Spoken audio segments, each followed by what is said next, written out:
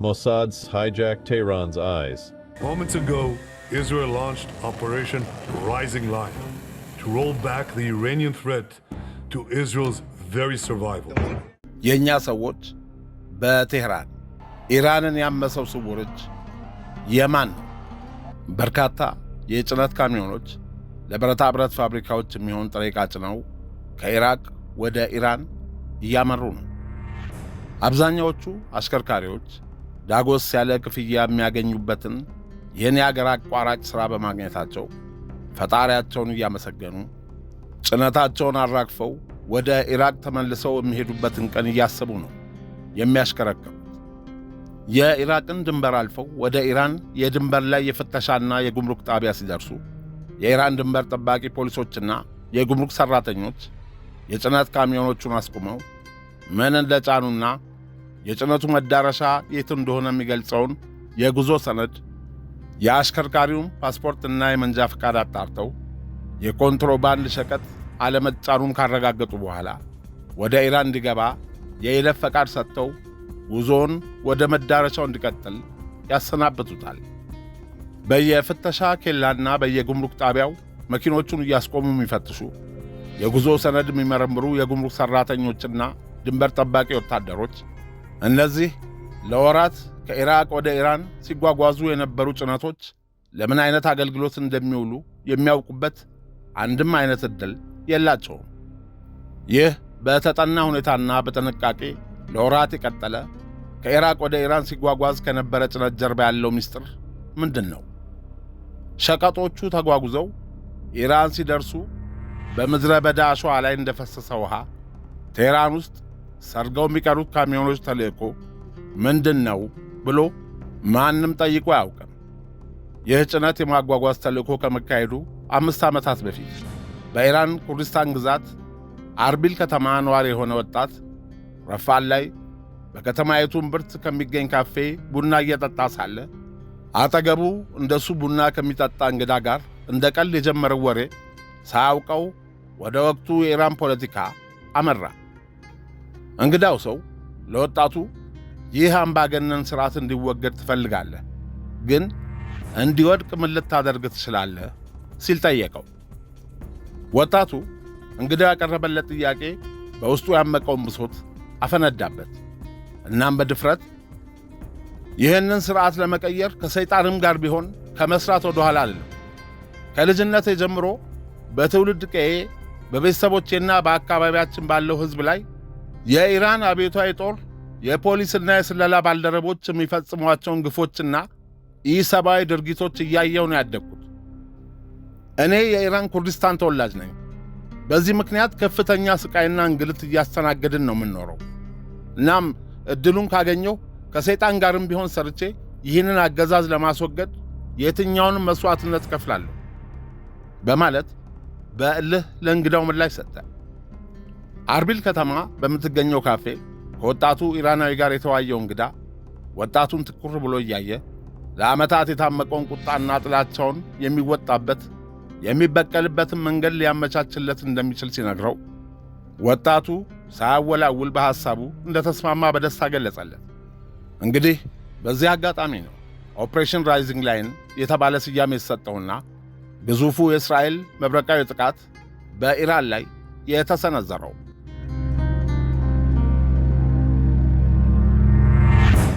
ሞሳድ ይህን ኦፕሬሽን ለማሳካት በታሪኩ ለመጀመሪያ ጊዜ የውጭ ዜጎችን በወኪልነት ተጠቅሟል። በዚህ አስገራሚና የኢራንን የአየር መከላከያ ሥርዓት ወደ ሽባነት የቀየረ እስራኤልን ለማውደም ያነጣጠሩትን የባሊስቲክ ሚሳይል ማስወንጨፊያዎች ያወደመው ኦፕሬሽን ራይዚንግ ላይን በአርቢል ካፌ ውስጥ በሞሳድ የተመለመለው ኢራናዊ ኩርዲስታን ወጣት ዋናው ተዋናይ እንደነበረ ሞሳድን ምንጭ ያደረጉ ሚዲያዎች በይፋ ዘግበዋል።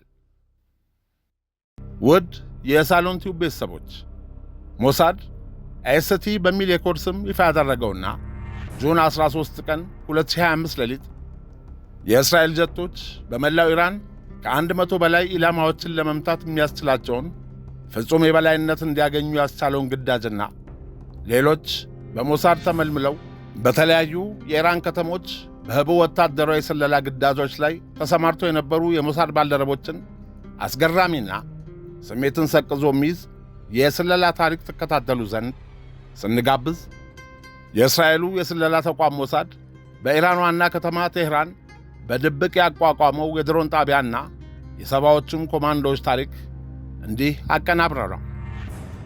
የመጀመሪያው መጀመሪያ በጁን 2001 ላይ የቀድሞውን የሞሳድ ኃላፊ ዮሲ ኮሄንን በመተካት የሞሳድ ዳይሬክተር የሆነው ዴቪድ ባርኒያ ኃላፊነቱን ከተረከበ ጀምሮ ዋና ትኩረቱ የኢራንን የኒኩሌር መርሃ ግብር ማሰናከልና ከአገር ውጭ ያሉ የሽብር ስጋቶችን መከታተል ነበር። እንደ ሂዝቦላህ፣ ሐማስና የየመኑ ሁቲ አማጽያን ገንዘብና የጦር መሣሪያ የሚያገኙት ከኢራን ነው።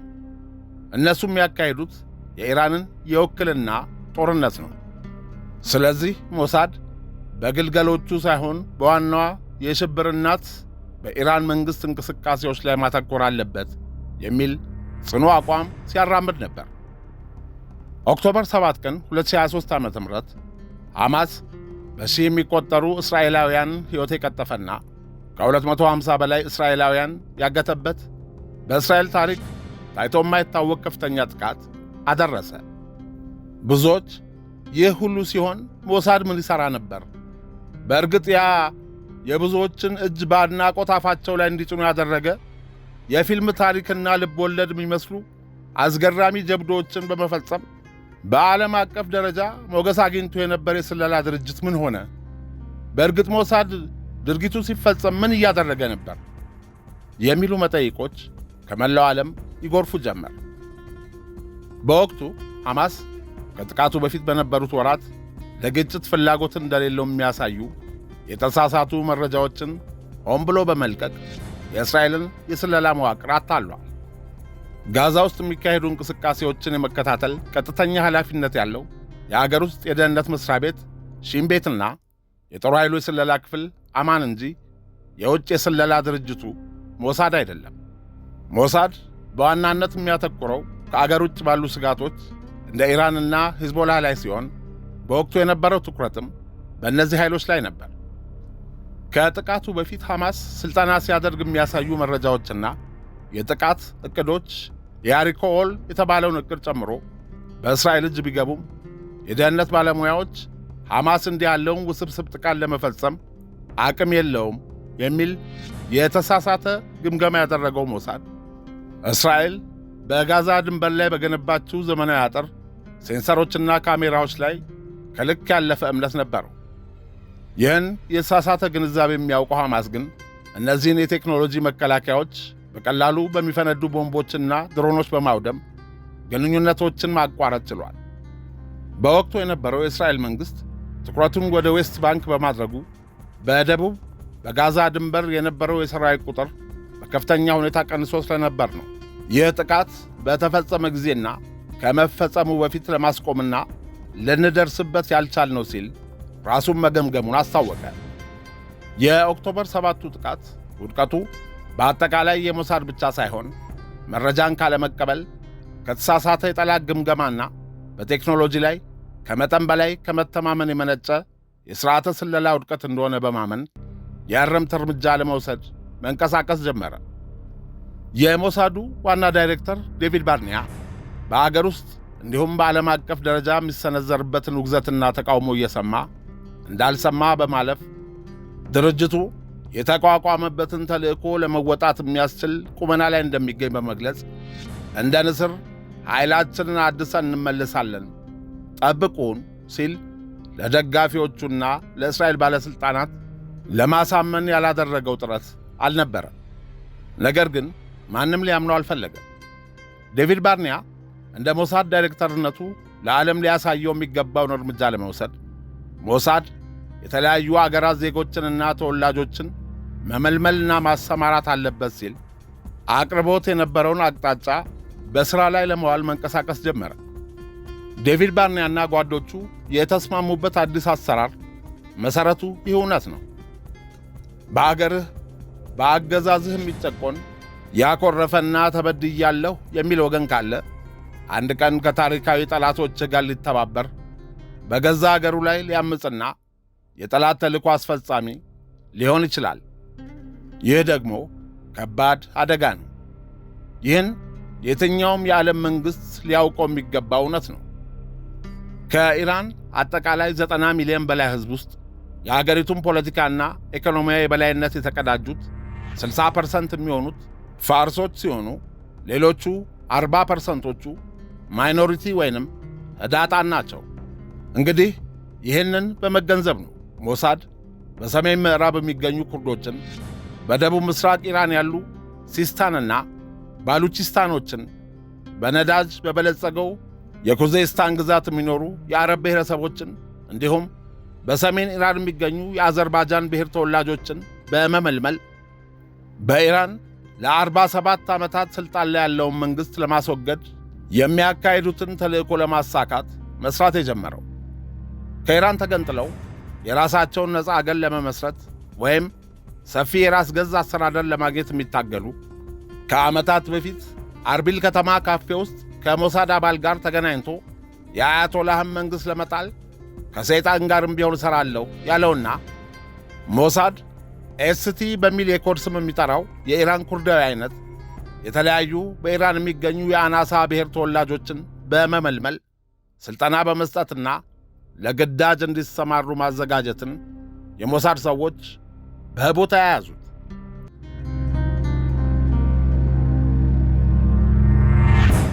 የሞሳዱ ዳይሬክተር ዴቪድ ባርኒያ ይህንን ተልእኮ በዕብራይስጥኛ ዞሜት ወይንም በእንግሊዘኛ ጃንክ ሚል ስያሜ ሰጠው። የአንድን አገር ዜጋ አገሩን ለሌላ ባዕድ አገር እንዲሰልል መመልመል ብዙ ጣጣ አለው። አንዳንዱ ያለበትን የገንዘብ ችግር ለማቃለል አቅዶ ነው። ገሚሱ ደግሞ በአገሩ መንግሥት ላይ በቋጠረው ቂም ምክንያት ለበቀል ሲል ነው። ሌላው ደግሞ በጀብደኝነት ስሜት በመነሳሳት ነው በምልመላው ወቅት በፈቃደኝነት ለዚህ አደገኛ ተልእኮ እንዲታጭ ያደረገው። ኢራን ደግሞ ማንኛውንም አገሩን ሰልሏል ያለችውን ዜጋዋን በአደባባይ በስቅላት ስትቀጣ ነው የኖረችው። ሞሳድ በኢራን ውስጥ ሊፈጽመው እየተዘጋጀበት ያለውን ምስጢራዊ ተልእኮ ያስፈጽሙልኛል ብሎ የመለመላቸውን ኢራናውያን የጀርባ ታሪክ፣ የግል ሕይወት፣ የማኅበራዊ ግንኙነታቸውን፣ የፖለቲካ አመለካከታቸውንና የማኅበራዊ ሚዲያ አጠቃቀማቸውን ሳይቀር በመረጃ ትንተናና የስብዕና ምዘና ባለሙያዎች ወራትን የፈጀ ምርመራና ጥናት ተደርጎበት ነው የምልመላ ሥራው የተጠናቀቀው። በዚህ የምልመላ ሂደት ብዙም ሳይቸገር ያለፈው የአርቢል ተወላጁ ኤስቲ ኢራናዊ ኩርዲስታን በመሆኑ እንደ ሁለተኛ ዜጋ እየታየ ነው ያደገው። በቅርቡ እህቱና ሁለት የቤተሰቡ አባላት በኢራን መንግሥት የሚስጥር ፖሊሶች ተወስደው የደረሱበት አይታወቅም። ነገም የእሱ ዕጣ ይሄ እንደሚሆን እርግጠኛ ነው። ስለዚህም ይህን አምባገነን አገዛዝ ለማስወገድ ሲታገል ለመሞት መወሰኑን በተደጋጋሚ ሲናገር ነበር። ኤስቲ የምልመላውን መስፈርት ማለፉ በተነገረው ዕለት ማንኛውንም የሚሰጠውን ግዳጅ ለመወጣት ዝግጁ መሆኑን፣ ነገር ግን በግዳጅ ላይ ያለ ቢሞት የእስራኤል መንግሥትና ሞሳድ ቤተሰቦቹን ከኢራን አስወጥተው ወደ ሌላ አገር እንዲወስዱለትና አስፈላጊውን እርዳታ ሁሉ እንደሚያደርጉላቸው ቃል እንዲገቡለት ጠይቆ ነበር። ኤስቲ በሞሳድ የሚሰጠውን ሥልጠና ለመውሰድ ወደ ቱርክ የኮንስትራክሽን ሥራ ለመሥራት እንደሚሄድ ለቤተሰቦቹ በመንገር ወደ ኢስታንቡል አቀና። ከዚያም ወደ ሌላ አገር በማምራት የጦር መሣሪያና የስለላ ኤክስፐርት በሆኑ የሞሳድ ወኪሎች ለወራት የተሰጠውን ሥልጠና በሚገባ አጠናቀቀ። በሕይወቱ እማረዋለሁ፣ እሠራዋለሁ ብሎ አስበው የማያውቀው ሙያ ነበር የሰለጠነው። የፐርሲሽን ጋይድ ሚሳይል ሲስተም አጠቃቀም፣ የፋየር ኮንትሮል ሲስተም እንዲሁም የካማካዚ ድሮኖችን እንዴት ጥቅም ላይ እንደሚያውል በቂ ሥልጠና ወስዶ ከወራት ቆይታ በኋላ ወደ አገሩ ተመለሰ። ሞሳድ ለዓመታትና ለወራት ለኦፕሬሽኑ ማካሄጃ አስፈላጊ ቁሳቁሶችን ሁሉ በሕቡዕና በረቀቀ መንገድ ኢራን ከኢራቅ፣ ከአፍጋኒስታን፣ ከአዘርባጃን፣ ከአርሜንያና ከቱርክሜኒስታን ጋር በምትዋሰንበት ድንበሮቿ በኩል በሕገወጥ መንገድ ወደ ኢራን ሲያስገባ ነው የሰነበተው። በተለያዩ የኢራን ከተሞች በሚገኙ ሕንፃዎች እንዲሁም በመኖሪያ ቤቶች ጭምር እንዲቀመጥና ለወሳኙ ተልእኮ ዝግጁ እንዲሆን በትጋት ይንቀሳቀስ ነበር።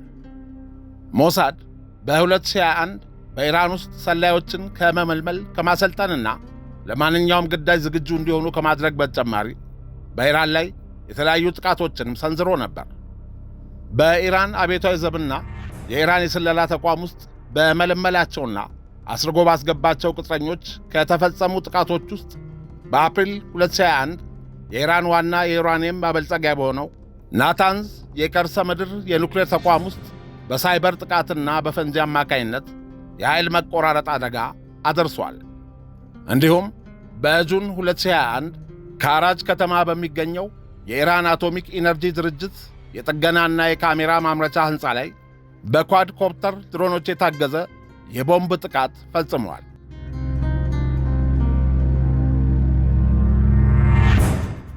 እነዚህ የተጠኑና በረቀቀ መንገድ የተሰነዘሩ ጥቃቶች በሞሳድ እንደተፈጸሙ ቢታመንም በወቅቱ በኢራን ከፍተኛ መንግሥት ባለሥልጣናት፣ የጦር ኃይሉ ከፍተኛ እዝ፣ በአገር ውስጥና በውጭ የኢራን የደህንነት ተቋማት ከፍተኛ አመራሮች ዘንድ ሞሳድ በደህንነትና በወታደራዊ ተቋሞች ውስጥ ምን ያህል ሰርጎ ገብቷል ለሚለው ጥያቄ ምላሽ መስጠት አቅቷቸው ነበር።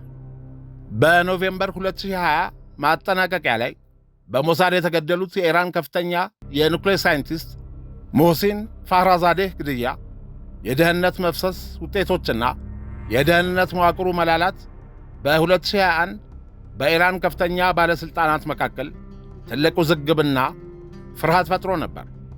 ይህን ተከትሎም የኢራን መንግሥት በአገሪቱ ውስጥ የሚንቀሳቀሱ የሞሳድ ሰላዮችን ለመከታተልና ለማጥፋት በደህንነት ሚኒስቴር ስር ልዩ የጸረ ሞሳድ ዩኒት አቋቁሞ ሥራ እንዲጀምሩ አደረገ። ይህ ልዩ የጸረ ሞሳድ ዩኒት በአገሪቱ ውስጥ ያሉ ማንኛውንም ተቋማት መመርመር፣ የባለሥልጣናትን፣ የጦር አዛዦችን፣ የዲፕሎማቶችን፣ የሳይንቲስቶችን የግል መረጃ እንዲሁም እንቅስቃሴ ሳይቀር ያለ ገደብ የመመርመር ሥልጣንና መብት የነበረውና ማንም ወገን ለዩኒቱ ተልእኮ መሳካት ግዴታና ኃላፊነት ነበረበት። በእጅጉ የሚያሳዝነውና የሚያስገርመው ነገር ግን የዚህ የጸረ ሞሳድ ዩኒት ዋና ኃላፊ ራሱ ለሞሳድ የሚሠራ ድርብ ወኪል ወይም ደብል ኤጀንት ነበር። ከዋናው ኃላፊ በተጨማሪ በዚሁ የጸረ ሞሳድ ክፍል ውስጥ የነበሩ 20 ከፍተኛ የኢራን የደህንነት ወኪሎች በተመሳሳይ ሁኔታ ለእስራኤሉ የስለላ ድርጅት በሚስጥር ሲሰሩ ነበር። በጠቅላላው መሪውን ጨምሮ 21 የዩኒቱ አባላት የእስራኤል ተላላኪዎች ነበሩ።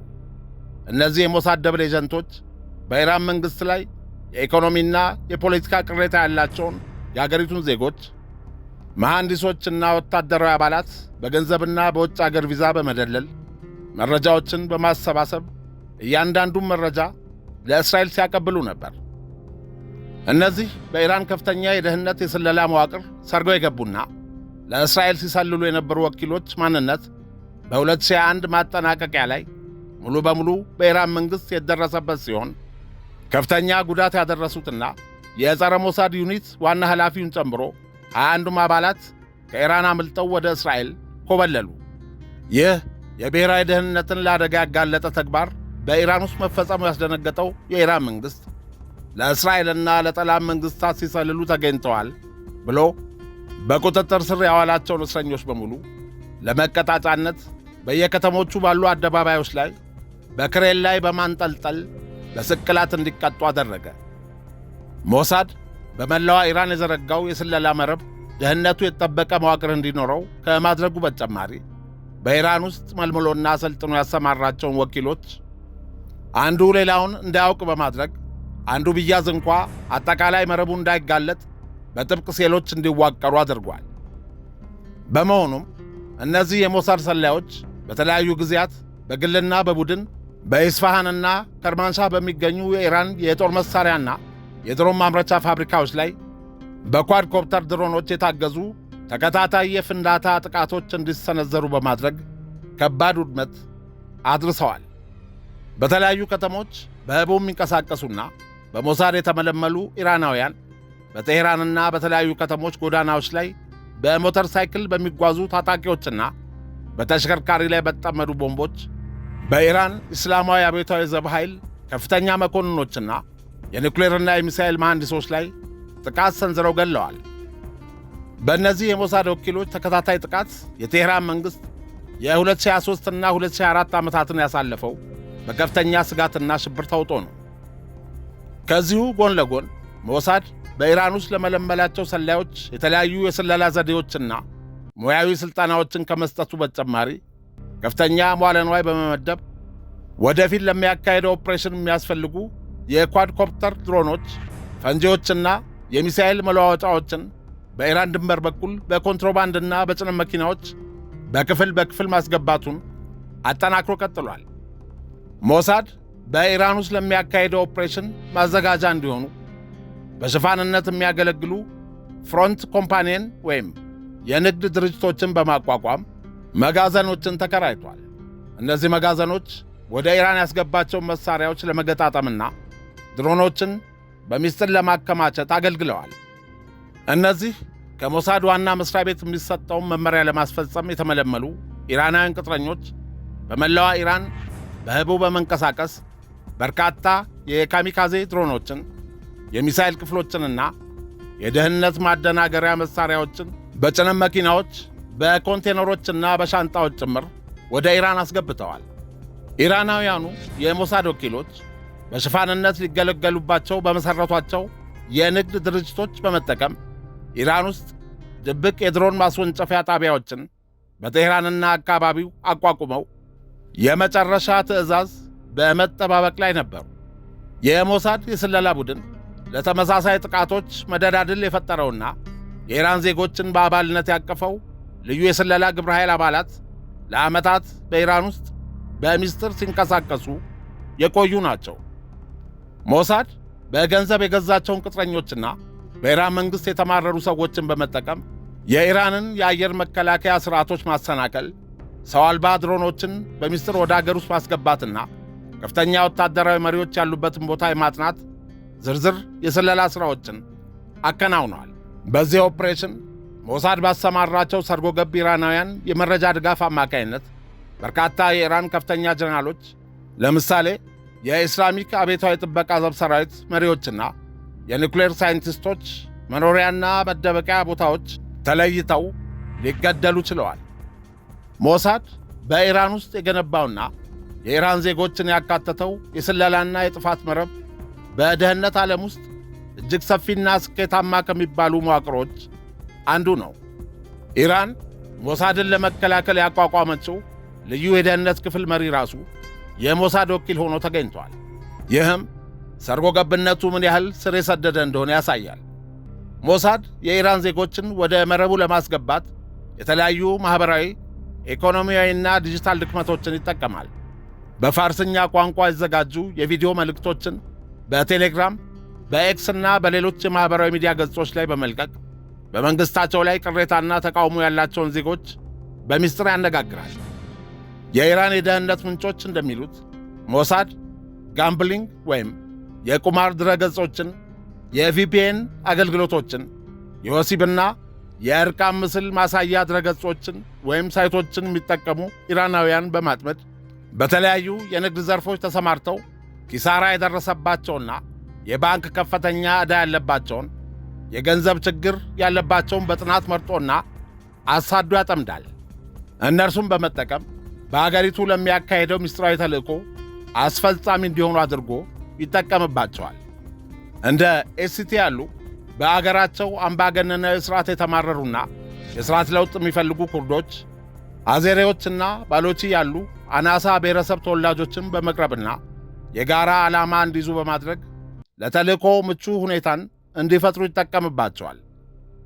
ከዲጂታል ውጭ ባለው ዓለም የሞሳድ ወኪሎች የአካባቢ ጥበቃ ፕሮጀክቶችን በማስመሰል ሰዎችን እየቀጠሩ በኢራን ስሱ ወታደራዊ ቀጠናዎች አቅራቢያ መረጃዎችን እንዲሰበስቡ አሰማርተው በእነዚህ ተቋማት ሽፋን የስለላ ተግባራትን ለዓመታት አከናውነዋል። እስራኤላውያን ኢራን ውስጥ በቀጥታ መንቀሳቀስ አደገኛ ስለሚሆንባቸው ኦፕሬሽኖቹ ሙሉ በሙሉ በኢራናውያን እንዲከናወኑ የተመረጡ ሲቪል ኢራናውያንን በሚስጥር ከአገር በማስወጣት በእስራኤል ወይም በሌሎች አጎራባች አገራት ልዩ ወታደራዊና የስለላ ሥልጠና ይሰጣቸዋል። የሰለጠኑት ወኪሎች ወደ ኢራን ከተመለሱ በኋላ ምንም አይነት ጥርጣሬ እንዳይፈጠርባቸው እንደ ተራ ሲቪል የማኅበረሰብ ክፍል፣ ነጋዴ፣ መሐንዲስ ወዘተ ሆነው ለረጅም ጊዜ ትዕዛዝ እስኪሰጣቸው እየጠበቁ ይቆያሉ። ሞሳድ የመለመላቸው አብዛኞቹ ኢራናውያን ወኪሎች የሚሰሩትን ሥራ ሙሉ ምስል አያውቁትም። አንዱ ወኪል የመሳሪያ አካል ሲያጓጉዝ፣ ሌላኛው ደግሞ ከአንዱ ጋር ሳይገናኝ በተሰጣቸው ግዳጅ መሠረት ትዕዛዝ ተቀብለው ከጦር መሳሪያዎች መገጣጠምም ሆነ ለመጨረሻ ግዳጅ በማዘጋጀት ተግባር ላይ ተሰማርተው ይሠራሉ። በተለይም በ2025 እና በ2026 ዓ.ም በእስራኤልና በኢራን መካከል በተቀሰቀሱት ቀጥተኛ ግጭቶች ላይ እነዚህ ኢራናውያን የውስጥ አርበኞች ወሳኝ ሚና ተጫውተዋል። የድሮን የሚሳኤልና የቦምብ አካላት በጥቃቅኑ ተከፋፍለው በድብቅ ድንበር ተሻግረው ወደ ኢራን ከገቡ በኋላ እነዚህ ወኪሎች በሚስጥር መጋዘኖች ውስጥ መልሰው በመገጣጠም ለግዳጅ ዝግጁ ያደርጓቸዋል። በ2025 ዓ.ም በእስራኤልና ኢራን መካከል በተካሄደው የ12 ቀናት ጦርነት ወቅት በኢራን ውስጥ የነበሩ ከ100 በላይ የሞሳድ የውስጥ ወኪሎች የተሰጧቸውን ሚሳኤሎችና ድሮኖች በመጠቀም የኢራንን የአየር መከላከያ ባትሪዎችና የሚሳኤል ማስወንጨፊያዎችን በመምታት የእስራኤል አውሮፕላኖች ያለምንም ተግዳሮት ኢላማቸውን እንዲያወድሙ ሁኔታዎችን በማመቻቸት ግዳጅ ላይ ተሰማርተው አመርቂ ውጤት አስመዝግበዋል። ኢራናውያኑ የሞሳድ ወኪሎች የኢራን ከፍተኛ ወታደራዊ መሪዎችና የኑክሌር ሳይንቲስቶች የሚተኙበትን ክፍልና የየዕለት እንቅስቃሴዎቻቸውን ለ1 ዓመት ያህል በአካልና በቴክኖሎጂ በመከታተል ትክክለኛ መረጃ ለሞሳድ የማሳለፍ ሥራ ላይ ተሰማርተው ነበር። በኢራን መከላከያና የደህንነት መዋቅር ውስጥ ያሉ ከ20 በላይ ከፍተኛ መኮንኖች ለሞሳድ በድርብ ወኪልነት ሲሰሩ እንደነበር ተደርሶባቸዋል። ሞሳድ የኢራንን ድንበር ለመስበር ከኢራን ሰሜናዊ ድንበር 60 ማይልስ ርቀት ላይ በምትገኘው አዘርባጃን፣ ኢራቅ፣ የተባበሩት አረብ ኤምሬትስና ሶማሌላንድ ያሉ አካባቢዎችን እንደ መመልከቻና መረጃ ማስተላለፊያ ጣቢያ ይጠቀማል። የኢራን መንግሥት ውስጣዊ መዋቅር መላላቱን ተከትሎ ከፍተኛ አሰሳ እያደረገ ሲሆን ባለፉት ወራት ውስጥ ብቻ ከ700 በላይ የሚሆኑ ኢራናውያንን ለእስራኤል በመሰለል ወንጀል አስሯቸዋል። በርካቶቹንም በስቅላት ቀጥቷል። ነገር ግን ሞሳድ በኢራን ውስጥ ያሰማራቸውን ኢራናውያን የተልእኮው አስፈጻሚ እንዲሆኑ የሚደልላቸው በገንዘብ ጥቅማጥቅም ብቻ ሳይሆን ኢራን ውስጥ ባለው የፖለቲካ ሥርዓት መቅኖ ማጣትና በከፍተኛ ቴክኖሎጂ በአርቲፊሻል ኢንተለጀንስ ጭምር በመታገዝ የኢራንን ውስጣዊ የደህንነት መዋቅር በእጅጉ የናደ ምስጢራዊ ሰራዊት ሆኖ ያገለግላል። ሞሳድ ይህን በኢራን ውስጥ ስለገነባውና በኢራናውያን የሚካሄድ ተልእኮ አስመልክተው ዓለም አቀፍ የሚዲያ ተቋማት በኢራን መንግሥት ውስጥ ሰርጎ የመግባት ከፍተኛ ጥበብና የዘመናዊ ስነ ልቦና ጦርነት ውጤት ሲሉ ገልጸውታል። በወቅቱ ኢራን ውስጥ የማይታይ ጦርነት እየተካሄደ ነበር። የሞሳድ ወኪሎች በህቡ 7 የጎረቤት አገራትን ድንበር አቋርጠው የጦር መሣሪያዎችን አስርገው በማስገባት ድብቅ የድሮን ጣቢያ ገንብተው የኢራን የአየር መከላከያ ኔትወርክን እንዴት እንደሚመቱ የአካባቢ ወኪሎችን ቀጥረዋል። ይህ ሁሉ ሲከናወን የኢራን የወታደራዊና የደህንነት ተቋማት ፍንጭ ቢኖራቸውም ሊደርሱበት ያልቻሉት የውስጥ ክፍፍሎች አንድን አገር ለውጭ ጠላት ተጋላጭነት አሳልፎ ሊሰጥ እንደሚችል የታየበት ነው። ከትክክለኛ የድሮን ጥቃቶችና ድብቅ ሰርጎ መግባት እስከ ስትራቴጂካዊ የሚሳኤል ሥርዓቶችና የኒውክሌር መሠረተ ልማቶች ውድመት፣ ይህ በዘመናዊ ታሪክ ውስጥ ካሉት እጅግ ውስብስብ የስለላ ሥራዎች ውስጥ አንዱና ጥልቅ የምርመራ ዝርዝር ነው። የተከበራችሁ የሳሎን ቲዩብ ቤተሰቦችና ተከታታዮች ለዛሬ ያዘጋጀነው እዚህ ላይ ያበቃል። በቀጣይ ኢራናውያኑ የሞሳድ ሰርጎ ገብ ሰላዮች የፈጸሙትን አስገራሚ ጀብዱ፣ በዓለም አቀፍ ደረጃ የወደፊቱ አደገኛ የስለላ ጦርነት የወደፊት ዕጣ ፈንታ፣ የዓለማችን አሁናዊ የስለላ ዘዴዎች እንዲሁም ሚስጥራዊ ወኪሎች ከፍተኛ የደህንነት ጥበቃ ባለበት ሁኔታ እንዴት እንደሚሰሩ እጅግ አስገራሚውን ኦፕሬሽን ይዘን ለመቅረብ ቃል እንገባለን።